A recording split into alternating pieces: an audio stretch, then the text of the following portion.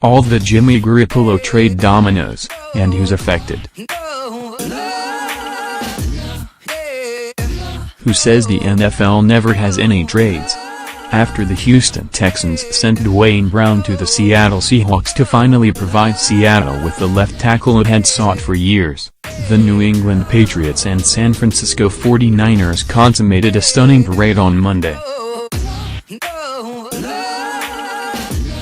The 08 Niners were expected to target their quarterback of the future this offseason, but they've made a move earlier than anybody expected in trading their 2018 second-round pick to the Patriots for quarterback Jimmy Garoppolo. The short-term ramifications of the Garoppolo deal aren't much.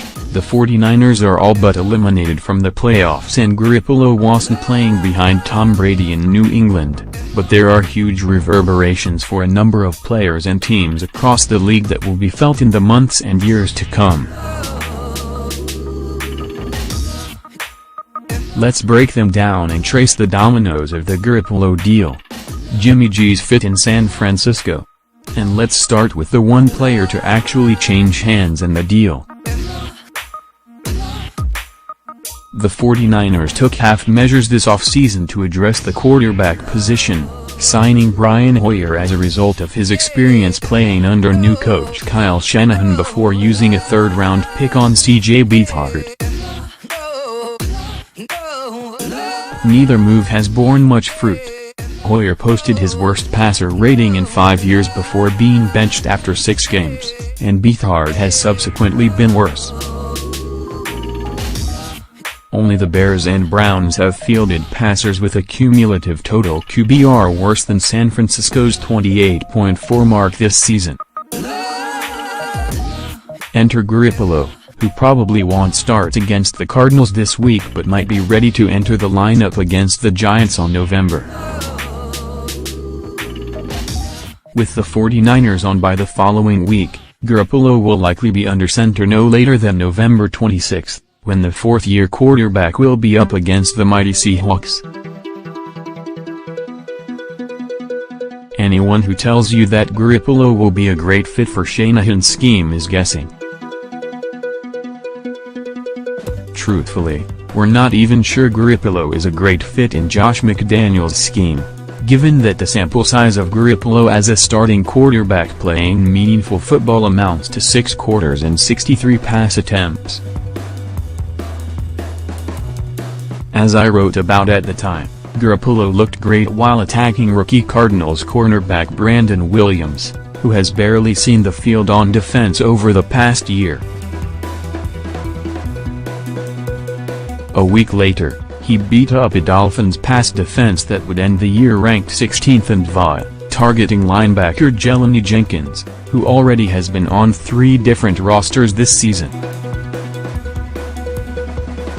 A sprained shoulder ended his time as the Patriots starter before Brady returned, and injuries remain a huge unknown in terms of estimating Garoppolo's value.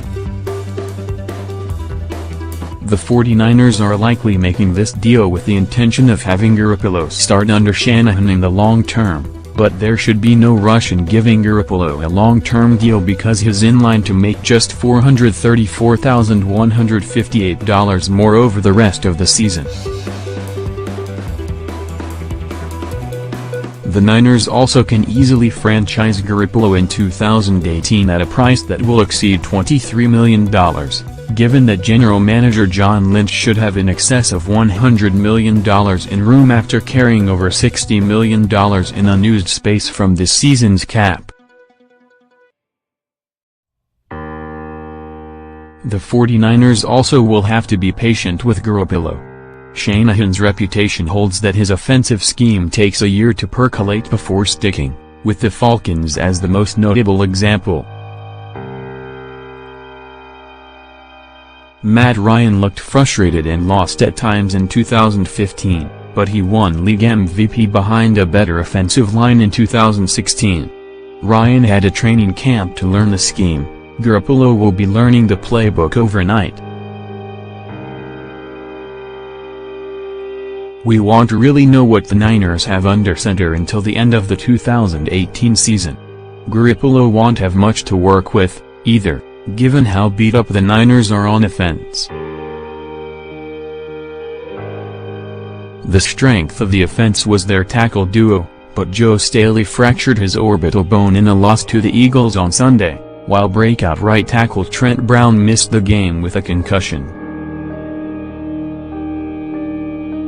Garoppolo's nominal top receiver is Pierre Garcon, but the former Washington standout missed most of the second half against Philadelphia with a neck injury after crashing into Eagles linebackers coach Ken Flagel just before halftime. It's a drop-off going from Rob Gronkowski, Chris Hogan and Julian Edelman to George Kittle, Trent Taylor and Marquise Goodwin, and there's every reason to believe Garoppolo's performance will drop accordingly. In looking at Garoppolo's possible landing points, though, San Francisco was one of the best-case scenarios. He'll join an organization that is seriously committed to its coach and general manager, with the Niners having handed both Shanahan and Lynch 6-year deals before this season.